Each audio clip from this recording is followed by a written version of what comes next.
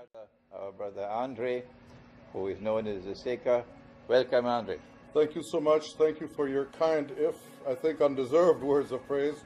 It's an honor and a privilege to finally meet you. It's a big joy also for me. Andre, they want to know something about yourself. Can you briefly introduce yourself? Yes, I can. It's the first time ever I speak on an interview, except to speak under showing my face overtly. I was born in Switzerland. I am indeed a white Russian. That is, that's my great-grandparents who left Russia after the Civil War. But I was raised in the Russian culture. I am a traditionalist Orthodox Christian. And I used to work very much for what I call the empire nowadays. I made a career first in the military intelligence, analysis. I worked in the United Nations, and the war in Bosnia, it did two things for me. First of all, it opened my eyes to the lies of the empire, because I could see what was written in the press and see what the internal UNPROFOR documents were saying and other documents that I had access to. And secondly, it cost me my career as a military analyst, because I did not keep quiet and ran in a lot of trouble. So after a very difficult period in my native Switzerland, I moved to the United States, because my wife, also a white Russian, also a fourth generation, had American citizenship, and she could work there. So I found, paradoxically, a refuge in the imperial homeland, as I call it, where I became a nobody, which suited me very well. But I still wanted to analyze and write, because that's what I do. I had an itch to do that, so I began a blog, which nobody read for very many years. And my blog became more conspicuous and more noticed once the crisis in the Ukraine began. Originally, if you look at my early articles, they're mostly about the Middle East, mostly about the Zionist entity and Hezbollah, which I have great interest for. But now it sort of became I think, one of the main blogs, not to any credit of mine, but to the circumstances. I think like a Russian, but I write in English. So that is what made my blog unique. And I also think I'm one of the few blogs who is openly, unapologetically Orthodox, traditionalist, patristic orthodoxy is my religion. No modern Christianity. I have no patience for that. So I openly declare my positions as being patristic orthodoxy. So that's where I come from in a couple of words.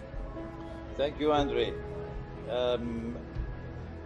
If you can share with us, I think our viewing audience would treasure it. Some of your views concerning the state of the world today, a globalist whole view of the world today, and in which direction do you think the world is moving? My observations lead me to believe very strongly that we're witnessing a major shift. And that shift is from a unipolar world to a multipolar world. A world where there will be no one hegemon running the entire planet. Clearly, what I call the Anglo-Zionist empire, we can call it the United States empire if you prefer, is running out of steam, running out of strength. It's economically shattered, it's politically shattered, it's militarily shattered, which is something very new. In the past, after the war, people loved the United States, then they stopped loving it, then they feared it, and now they don't even fear it anymore. So that is a major change, and I see a world where not one regime or worldview predominates, but a diversity. These alternatives to the United States are, first of all, I think, well, clearly the world of Islam, although that's a complicated one because there are several trends within Islam which are mutually exclusive, which aren't fighting, but they are definitely an alternative. I think particularly of the Islamic Republic of Iran, which presents an unapologetic rejection of the Western world and says we're going to do things differently. I think the second group which I notice is clearly Latin America.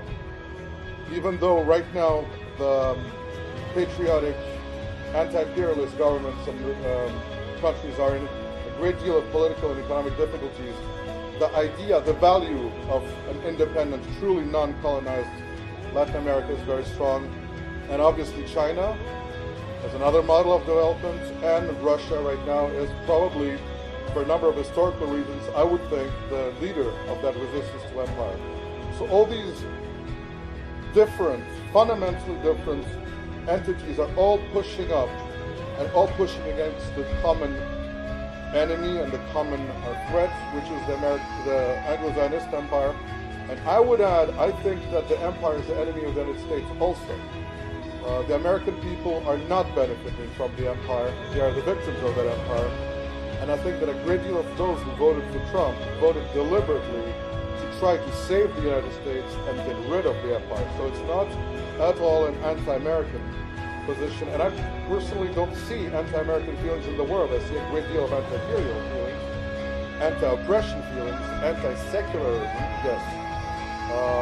People are revolted by the kind of moral degeneracy which we witness now in the West. But I don't think this is directed to American people. I think a lot of American people, actually, I live in the United States, I live in Florida, I see a great deal of sympathy. A lot of my readers write to me and say, you know, we Americans support Putin because Putin stands for American values. So it's a very complicated struggle that's taking place, but I think one where we that's what I refer to, the global resistance, will definitely prevail. Andre, the Zionist world maintains an enormous amount of its strength and its power through its control, what I consider to be control over money in the banking system. And Russia has been attempting to respond to that stranglehold on money and the banking system through BRICS. Would you care to offer some of your viewpoint on what is the significance of BRICS and what likelihood is there of some success? I think that BRICS is one of many attempts to try to develop an alternative to institutions who are thoroughly controlled by the Anglo-Zionists. It's not the only one. There's the Shanghai Cooperation Organization, which has a more military aspect. There is the Eurasian Union, which has an economic aspect. But these are still countries, all of them, that are very much, they're struggling, they're standing up. None of them are firm on their feet. And I think it's very important to realize, speaking of Russia, that Russia was ruled by the West as a despised colony until at least 1999. And when Putin came to power, it didn't change like this overnight. The struggle continued. The real struggle is inside Russia. And there are two forces who are fighting each other. I have my own terminology. I call one force the Atlantic integrationists. These are those in Russia who want Russia to become an equal partner, accepted in the West, possibly accepted in NATO, an equal partner respected by England, France, Germany, the United States. And those what I call the Eurasian sovereignists, of which Putin, I think, is the main one, which are those who say, you know, we will have good relationships with the West, but we're not interested in the Western model. And our cultural future is the South and the East. And I consider myself part of that, we would say that the turn to the West was a fluke in Russian history due to a nobility and a regime before the revolution which was very westernized. There's a strong movement in Russia to turn away from that. Well, last year, one of the best Russian observers, his name is Mikhail Khazin, said that these two groups, let's put simply, pro-Western or pro-Eurasian, were just about 50-50 in their strength. Which means that in 16 years of Putin power, he barely managed to get about half of the strength in the country. The Russian banks are still controlled by IMF types.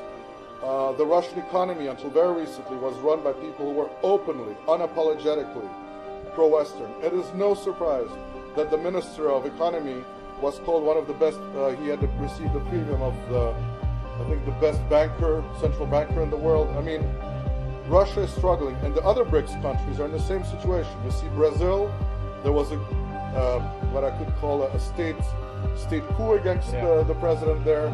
South Africa is in a great deal of trouble. China is struggling strong. This is a promise, this is an attempt, but all the venues, these countries realize that they have to come up with a different model, the multinational one. These are all just the first steps. None of them are by themselves viable, or a solution, or much less so an end response that can truly stand against the power of the IMF, the World Bank, NATO, and the world hegemony of the United States.